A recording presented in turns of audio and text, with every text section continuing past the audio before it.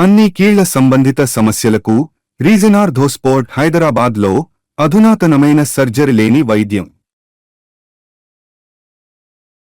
ఆ ముగ్గురు మాజీ ఎమ్మెల్యేలు ఒకే నియోజకవర్గానికి చెందిన వాళ్ళు.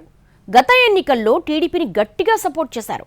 కానీ ఇంతవరకు తాము ఆశించిన ఏ పదవి రాలేదన్న ఫ్రస్ట్రేషన్లో ఉన్నారట. ఈసారైనా మాకు ఛాన్స్ ఇస్తారా అంటూ ఎదురు చూస్తున్న ఆ ముగ్గురు ఎవరు, బ్యాక్గ్రౌండ్ స్టోరీ ఏంటి?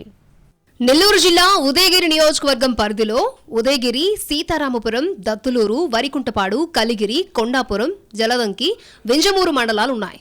దాదాపు 2 నియోజకవర్గాల విస్తీర్ణం కలిగిన ఉదయగిరి టీడీపీ టికెట్ కోసం 2024 అసెంబ్లీ ఎన్నికల టైంలో చాలా మంది పోటీపడ్డారు. అప్పటి వైసీపీ సిట్టింగ్ ఎమ్మెల్యే మేకపాటి చంద్రశేఖర్ రెడ్డి ఆ పార్టీకి దూరమై ఎన్నికలకు కొద్ది నెలల ముందు టీడీపీలో చేరారు.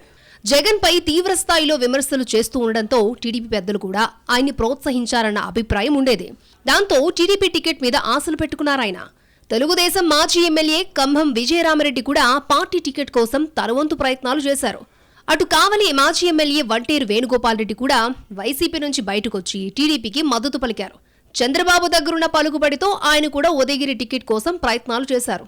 కానీ చివరికి ఈ ముగ్గురికి కాకుండా అనూహ్యంగా ప్రవాస భారతీయుడైన కాకర్ల సురేష్కు పార్టీ టికెట్ని ఖరారు చేశారు చంద్రబాబు. సీనియర్స్ ముగ్గురు పార్టీ అభ్యర్థి విజయం కోసం పనిచేయాలని, రాష్ట్రంలో ప్రభుత్వం వచ్చిన తర్వాత తప్పకుండా తగిన గౌరవం ఇస్తానని నాడు హామీనిచ్చారు చంద్రబాబు. ఉదయగిరి ఎన్నికల ప్రచారంలో కూడా ఇదే విషయాన్ని గుర్తు చేశారాయన. కానీ ఇప్పటి వరకు భర్తీ చేసిన పదవుల్లో వీళ్ళెవ్వరికీ అవకాశం లభించలేదు. రాష్ట్ర స్థాయి కాకుండా కనీసం జిల్లా లెవెల్ పోస్టులైనా వస్తాయని ఆశిస్తున్నా దక్కకపోవడంతో ఫ్రస్ట్రేషన్ పెరుగుతోందట. ఇటీవల జిల్లా టీడీపీ ఆఫీసులో ఇన్ఛార్జి మంత్రి ఫరూక్ ఆధ్వర్యంలో జరిగిన సమన్వయ కమిటీ సమావేశంలో కూడా ఈ ముగ్గురి ప్రస్తావన వచ్చిందట.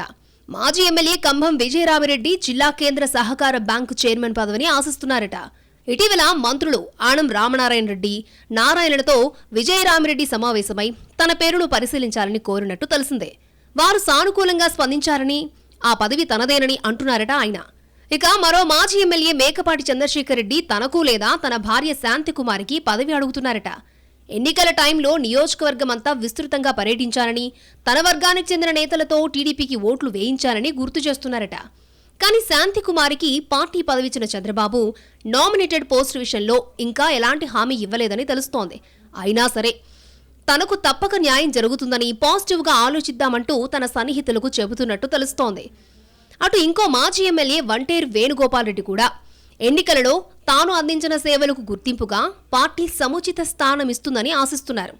నెల్లూరు ఎంపీ వేమిరెడ్డి ప్రభాకర్ రెడ్డి సహకారంతో పదవి తీసుకోవాలన్నది ఆయన ఆలోచనగా తెలుస్తోంది.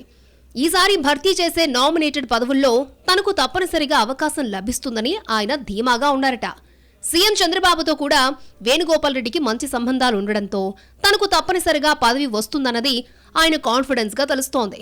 మొత్తం మీద ముగ్గురు నేతలు పదవులను ఆశిస్తూ ఉండడంతో పార్టీ అధినేత చంద్రబాబు ఏ నిర్ణయం తీసుకుంటారు అనేది ఆసక్తికరంగా మారింది.